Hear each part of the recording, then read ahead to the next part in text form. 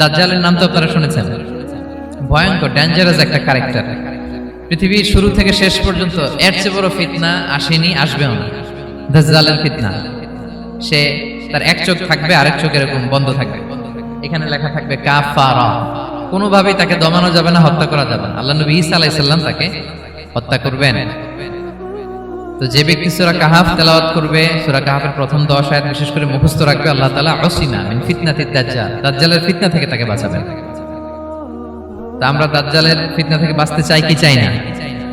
আমরা যেন সূরা কাহাফের প্রথম 10 আয়াত মুখস্থ করি, সূরা কাহাফ যেন জুমার দিন আমরা তেলাওয়াত করি। So now the question arises, what is the relationship of Suratul Kahf with Dajjal? দাজ্জালের সাথে সূরা কাহাফের রিলেশনটার কারণ কি? একটা মেকানিজম তো এখানে আছে। এত সূরা থাকতে রাসূল সাল্লাল্লাহু আলাইহি ওয়াসাল্লাম কেন বলেন যে সূরা কাহাফ পড়লে দাজ্জালের ফিতনা থেকে বাঁচবে? কারণটা কি? এর কারণ হচ্ছে দাজ্জাল আমাদেরকে যে সমস্ত জিনিস দিয়ে ফিতনায় ফেলবে, ওই ফিতনাগুলোর সলিউশন আল্লাহ তাআলা সূরা কাহাফের ভিতরে রেখে দিয়েছেন। দাজ্জাল 4টা জিনিস দিয়ে আমাদেরকে ফিতনায় ফেলবে। দ্যাটস ট্রায়াল অফ ফেথ, এক নাম্বার। ঈমানের পরীক্ষা সে আমাদেরকে ফেলবে, আমাদের বিশ্বাস নিয়ে ছিনিমিনি খেলবে সে। এটার সলিউশন আছে সূরা কাহাফ, আমি বলবো আস্তে আস্তে। 2 নম্বরে দাজ্জাল আমাদেরকে ফিতনায় ফেলবে, দ্য ট্রায়াল অফ ওয়েলথ, সম্পদ দিয়ে সে আমাদেরকে ফিতনায় ফেলবে। 3 নম্বর দ্য ট্রায়াল অফ নলেজ, জ্ঞান দিয়ে সে আমাদেরকে ফিতনায় ফেলবে। 4 নম্বর দ্য ট্রায়াল অফ পাওয়ার, ক্ষমতা দিয়ে সে আমাদেরকে ফিতনায় ফেলবে। দাজ্জাল 4টা জিনিস দিয়ে আমাদেরকে পরীক্ষায় ফেলবে। কয়টা? এক হচ্ছে ইমানি পরীক্ষা, 2 হচ্ছে সম্পদ দিয়ে পরীক্ষা, 3 হচ্ছে জ্ঞান দিয়ে পরীক্ষা, 4 হচ্ছে ক্ষমতা দিয়ে পরীক্ষা। সে ইমানের পরীক্ষায় আমাদেরকে ফেলবে। সে এসে বলবে আমি তোমার রব, এবং এটা প্রমাণ করার জন্য যা যা দরকার আল্লাহ তাআলা তাকে সব দিবেন,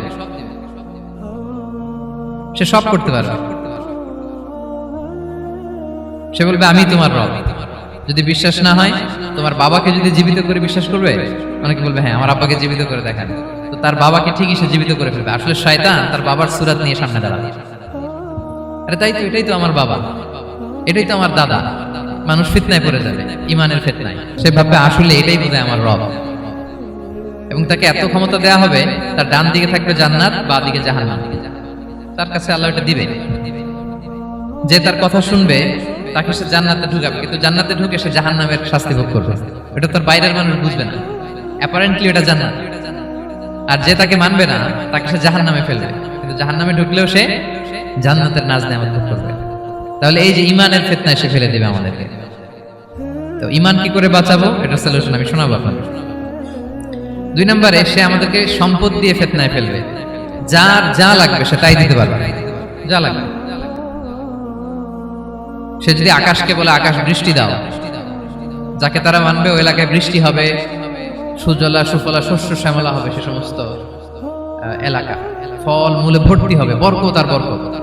আর যে এলাকার লোকেরা, জনপদের লোকেরা তাকে মানবে না, সে বলবে ওখানে বৃষ্টি হবে না, হবেও না, ওখানে খরা, দুর্ভিক্ষ, মাটি ফেটে চলছে, মানুষ না খেয়ে মরবে, মহামারী, দুর্ভিক্ষ দেখা দেবে।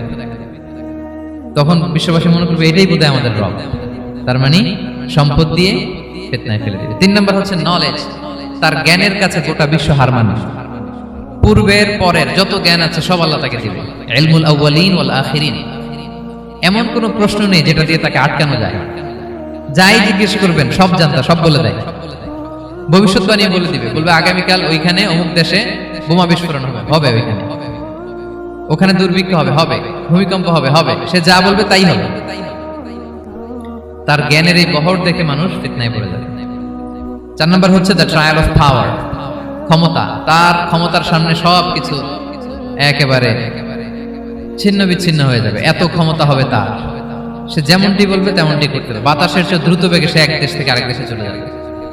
তো তার এই সমস্ত অলৌকিক ক্ষমতা দেখে মানুষ ফিতনায় পড়ে যাবে। এবং এই ফিতনা, এই পরীক্ষার মুহূর্তগুলোতে মানুষ কিভাবে নিজেকে ধরে রাখবে তার সলিউশন আল্লাহ তাআলা সূরা কাহফে দিয়েছেন। এই 4টা ফিতনা থেকে বাঁচার জন্য আল্লাহ সূরা কাহফে 4টা ঘটনা উল্লেখ করেছেন। জুমার দিনে এই সূরাটা আমাদেরকে তেলাওয়াত করতে বলেছেন। আপনারা তেলাওয়াত করেন তো সূরা কাহফ? যদি জেনে না থাকেন আজকে থেকে করবেন। রাসূল সাল্লাল্লাহু আলাইহি ওয়াসাল্লাম বলেছেন যে জুমার দিনে যে এই সূরা কাহফ তেলাওয়াত করবে, মান ক্বারা সূরাতাল কাহফি ফি ইয়াউমিল জুমআতি আদাআ লাহু মিনান নূরি মা বাইনাল জুমআতাইন। 2 জুমার মাঝখানে আল্লাহ তাআলা এই জুমার সময়টাকে তার জন্য আলোকিত করে দেয়। কি করে দেয়? আলোকিত করে দেয়। একটা নূর তার জন্য সেট করে, এই নূর তাকে হেদায়েতের পথে অবশিষ্ট রাখে। এটা হচ্ছে একটা। তাহলে জুমার দিন আমরা সূরা কাহাফ তেলাওয়াত করব, মনে করি এটা সুন্নাহ। জুমার দিনের সুন্নাহগুলোর মধ্যে থেকে একটা সুন্নাহ হচ্ছে সূরা কাহাফ তেলাওয়াত করা। আবার আরেকটা হাদিসে রাসূল সাল্লাল্লাহু আলাইহি ওয়াসাল্লাম বলেছেন, মান হাফিযা 10 আয়াতিন মিন আউয়ালি সূরাতিল কাহফি উসিমা মিন ফিতনাতিদ দাজ্জাল। যে ব্যক্তি সূরা কাহাফের প্রথম 10 আয়াত মুখস্থ করবে সে দাজ্জালের ফিতনা থেকে মুক্তি পাবে। তাহলে এইভাবে যদি আমরা এই ফিতনাগুলো থেকে বাঁচার চেষ্টা করি তাহলে এই ফিতনা থেকে আমরা বেঁচে থাকতে পারবো, এবং দাজ্জাল যদি এই মুহূর্তেও আসে সে আমাদেরকে বিভ্রান্ত করতে পারবে না। পারবে না ইনশাআল্লাহ। ইনশাআল্লাহ বলেন। আর ভবিষ্যতের সব কাজের আগে আমরা সবসময় কি বলবো? মনে থাকবে সবার? আল্লাহ তাআলা আমাদের সবাইকে কথাগুলো বোঝার ও আমল করার তৌফিক দান করুন।